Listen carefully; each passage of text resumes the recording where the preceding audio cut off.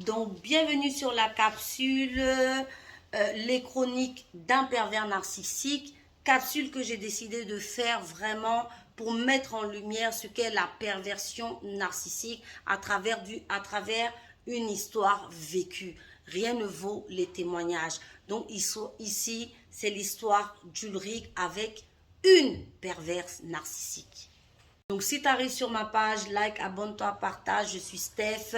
Mets la vidéo en favori. Tu pourras en avoir besoin pour toi, pour un proche ou pour plus tard.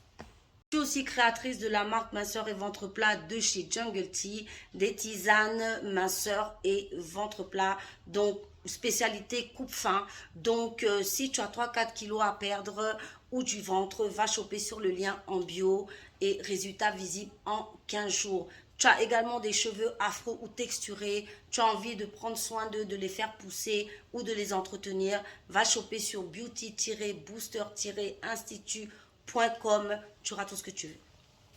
Ces histoires de pervers narcissiques, ces démons venus de l'enfer, ils ont toujours le même procédé, je vous ai toujours dit. Donc ici, voilà l'histoire d'Ulrich qu'on va commencer à voir ensemble, à travailler ensemble. Donc Ulrich nous dit que c'est comme ça qu'il rencontre une fille vraiment sur les réseaux sociaux. Il a 27 ans et il est ingénieur. Donc voilà, il rencontre la fille, une fille merveilleuse, magnifique, pleine de vie, pleine d'énergie. Il nous explique qu'en fait, lui, c'est plutôt un mec timide et effacé. Mais ce qu'il aime beaucoup chez cette fille, c'est que vraiment, elle est pleine de vie, pleine d'entrain, pleine d'énergie, et lui vraiment ça lui plaît énormément. Donc très vite le contact passe, c'est comme ça qu'ils décident de sortir ensemble.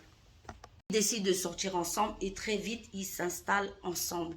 Donc quand ils s'installent ensemble, tout est merveilleux. Je vous ai toujours dit que le pervers narcissique, dans sa première phase, c'est le love bombing. Donc vous l'aurez bien compris, ici c'est la phase de love bombing, la rencontre merveilleuse, vraiment la passion. Parce qu'avec le pervers narcissique, c'est passionné et c'est passionnel. Parce qu'il donne tout. Il te montre le visage que tu as envie de voir, la personne que tu as envie d'avoir pour fonder une famille. Et donc c'était ça, c'était une relation passionnelle, c'était une relation passionnée avec cette jeune dame. Vraiment, ils s'aimaient énormément, ils se sont très vite installés ensemble, comme toujours avec le pervers narcissique, très vite ensemble pour ne pas que tu découvres son caractère de démon. Donc il faut vite qu'il t'accroche. Donc voilà, c'est ce qui s'est passé et ils ont commencé à vivre ensemble.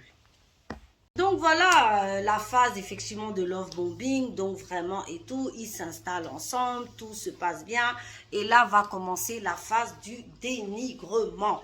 Donc je vous ai expliqué que le pervers narcissique a toujours les mêmes stratégies, que ce soit un pervers narcissique du pôle Nord, d'Afrique du Sud, d'Afrique, du Moyen-Orient, d'Europe, c'est toujours la même histoire. L'histoire commence par le love bombing, amour fou, passionné. Et d'ailleurs, je voulais vous dire que le love bombing, c'est pas forcément une présence physique. Hein. Ça peut être du love bombing au téléphone. Parce que moi, je sais de quoi je parle. Voilà, je l'ai déjà vécu. Où on va t'appeler, on va t'envoyer 50 messages par jour. Ça aussi, c'est du love bombing. Tout ce qui va faire qu'en fait, que tu vas te sentir précieuse et différente, c'est ce qu'on appelle le love bombing. Donc, installés ensemble, très vite, les dénigrements vont commencer. Donc là, on rentre dans la phase de dénigrement. Donc très vite, elle va commencer à le dénigrer. Il dit que souvent, il est là comme ça, il est en train de se faire beau, de faire sa petite coiffure. Elle lui dit, mais attends, ma parole, tu te prends pour qui, toi? T'es pas un peu narcissique, toi? À vouloir te rendre beau comme ça veut dire quoi? Et elle a commencé à le dénigrer. Lui-même, il était étonné. Il dit, ah, non, c'est comme ça qu'elle le dénigrait. Donc, à chaque fois, quand il fait à manger, c'est pas bon, ça sent mauvais, t'aurais pu mieux faire. Donc, elle a commencé à le dénigrer. Et à chaque fois, quand il venait la voir pour lui dire, mais attends, pourquoi tu as un genre de comportement comme ça? Elle commençait à devenir comme un chat. Non, mon chéri, je suis désolée, je vais plus recommencer. Parce que ça, c'est le début. Hein. Au début, quand vous venez de vous connaître et puis que tu peux partir à tout moment, là, c'est là il s'excuse. Sinon, après, il s'excuse plus. Donc, elle a commencé à s'excuser. Oui, mon chéri, désolé, tu sais, voilà, je ne sais pas ce qu'il m'a appris, c'est comme ça qu'ils sont, chaque fois, ils laissaient couler. Parce que rappelez-vous que la phase de love bombing est tellement puissante.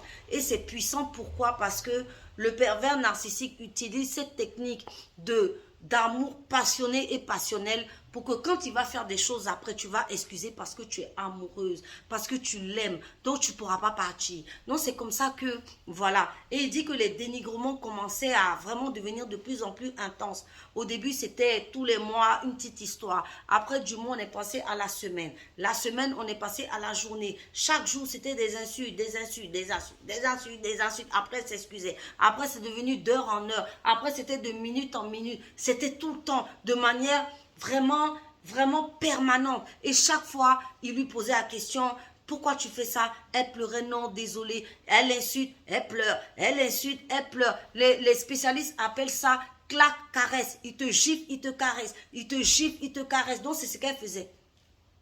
Donc, lui-même, il était dans cette situation. Il dit, mais je suis avec qui? Mais en fait, tu es avec un fou. Parce que les pervers narcissiques, non seulement ce sont des démons venus de l'enfer, mais ce sont des fous non diagnostiqués. Ce sont des fous qui ne sont pas fous pour mettre dans des hôpitaux. Mais mentalement, là, ça ne va pas. Voilà, là, dans la tête, là, c'est pas bien équilibré. Donc, c'est pour ça qu'ils sont comme... Donc, excusez-moi, je ris. Je ris pas de l'histoire, mais je ris en fait du pervers, parce que ce sont des malades mentaux, non diagnostiqués, qui essayent en fait de prendre des gens pour les utiliser comme, en fait, je veux dire, des animaux, pour que ce soit leur boniche, quoi. Bon, bref, je continue l'histoire. Donc, elle a commencé la phase de dénigrement et déjà, il commençait à ne plus savoir où il en était. On continue.